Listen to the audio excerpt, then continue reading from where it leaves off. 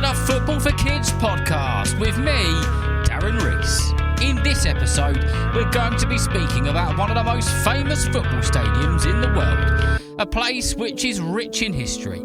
A place which has unfolded drama, which has made people cry with sadness and with joy. This place is extremely special to both Liverpool players and Liverpool football fans. We're going to be talking about Anfield Football Stadium.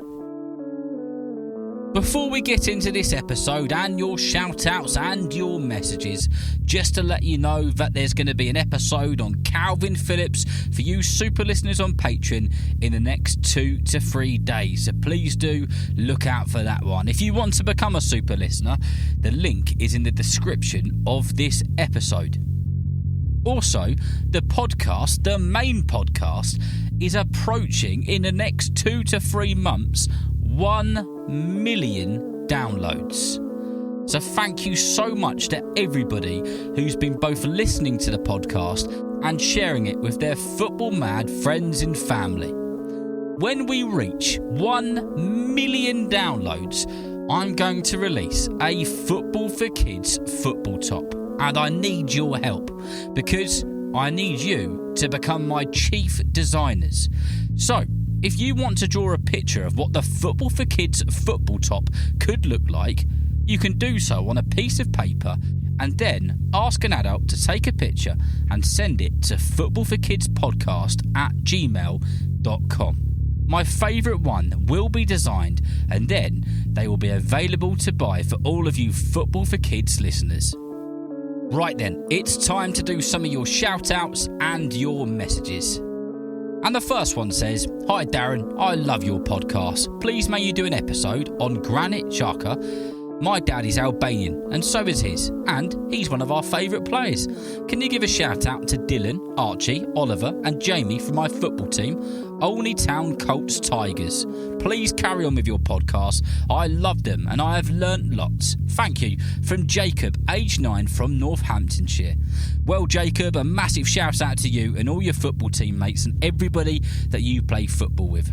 Thank you for being a listener and thank you so much for your message, and your request has gone onto my very long list of episodes which I definitely need to write at some point in the not so distant future.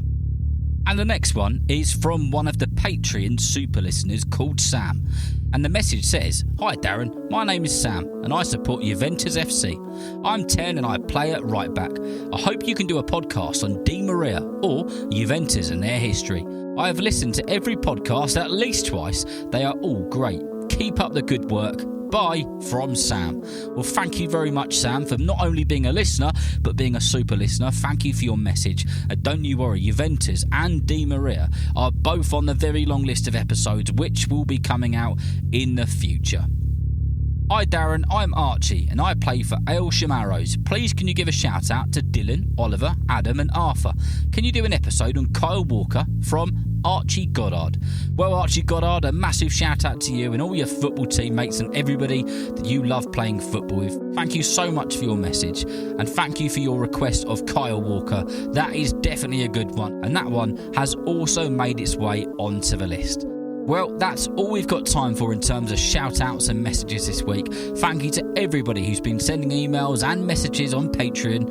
I do read every single one. There are just so many that it takes me a long time to get round to them. So if you want to send a shout-out in for you, your football teammates or whatever it is, you can do so by sending a message on Patreon or sending an email to footballforkidspodcast@gmail.com. Right then, it's time to get into the episode about the fantastic cathedral of football, that is Anfield. Well over 125 years ago, Anfield Football Stadium was just some land being used for playing cricket and grazing animals. Towards the end of the 1800s, football was really taking off in the city of Liverpool, and for Everton in particular. However, they didn't have a place which they could call home. At that time, a man called John Holding was the Everton FC president, and he lived on Anfield Lane, which today is called Anfield Road, which is one of the roads that the famous stadium sits next to. John Holding rented out this piece of land to Everton, and a small football ground was built. It had stands at all four sides and was packed on a regular basis with football-loving spectators, and it held its first proper football match 139 years ago in 1884. Who would have thought a place known for the red kit of Liverpool was once home to their bitter rivals, Everton? After some time, John Holding built the stadium up to a bigger and better venue and spent a lot of money on the place. He then tried to charge Everton more money to use the ground, and because of that, a great big argument was caused, and Everton moved out of the football ground. So, John Holding now had a very good football venue, but no club to play in it. John needed a plan. So, what did he do? Well, of course, he formed a Liverpool Football Club. Liverpool Football Club became a big attraction quite early, and thousands packed into the stadium for the home games over the years. Liverpool had to start in the lower leagues, but built their way up and eventually became one of the top teams, winning the First Division, which is what we know as the Premier League today, over 122 years ago in 1901. Over the next few years, the ground would have lots of building work to improve it and make it an even better and even bigger stadium. Anfield quickly became one of the best stadiums in the country, and the Liverpool fan base grew and grew and grew.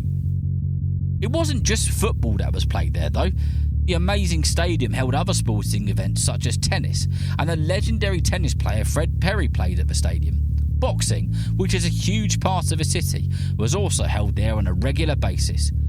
The ground has been used for lots of different sporting events for a very long time. You may well be familiar with a song that is sung at Anfield called "You'll Never Walk Alone." Well, in the 1960s, before a game started, the top 10 songs in the United Kingdom charts would be played, and the song by Jerry and the Pacemakers, "You'll Never Walk Alone," was number 1 in the country, so it was played just before kickoff. The Liverpool fans absolutely loved it. They sang it at the top of their voices, and it created an amazing atmosphere in Anfield. Later on down the line, the song came out of the charts and it wasn't played at the stadium. The Liverpool fans weren't having any of it, and they started chanting, "Where's our song?" So it was played, and that's how that very famous song became a part of the Liverpool Football Club. For about 30 years, there was a very special and very famous room at Anfield called the Boot Room. This was a place where all the players' football boots were hung up. However, it was a meeting place for the managers and the coaching staff. They would sit in the boot room discussing tactics, players' performance, and even with the opposition managers from time to time, drinking tea and eating biscuits. This was a place where learning happened and decisions were made. It was only tiny and it was very basic, but the talking which went on in there was very big and very serious at times. You might have heard of the name The Kop when you've heard about Liverpool. Well, The Kop is probably one of the most famous football stands on the planet.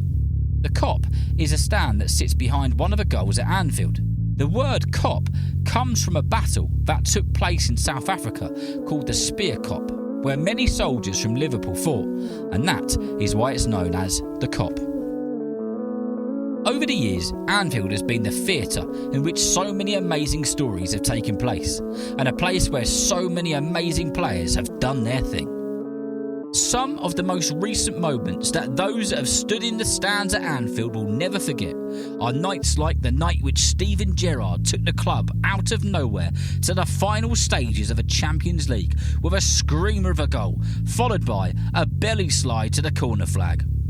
Also, in 2009, Liverpool demolished Real Madrid at Anfield in a Champions League game, smashing them 4-0, sending the fans in the stadium completely and utterly bonkers. And in 2018, Liverpool went 3-0 up in a Champions League game after just half an hour against Manchester City. Anfield Football Stadium has played a part to some of the most incredible moments, players and periods that football has ever seen. It's a place where proper football fans go to watch the game which they love. It's a place that if you go, you will never ever forget. I hope that you've enjoyed listening and learning about the Football Cathedral of Liverpool Football Club, Anfield. And remember, if you know someone who loves football just as much as you do, then please tell them about Football for Kids. And whether you're playing football soon, watching it on the telly or pitch side, I hope that you enjoy the game. See you next time.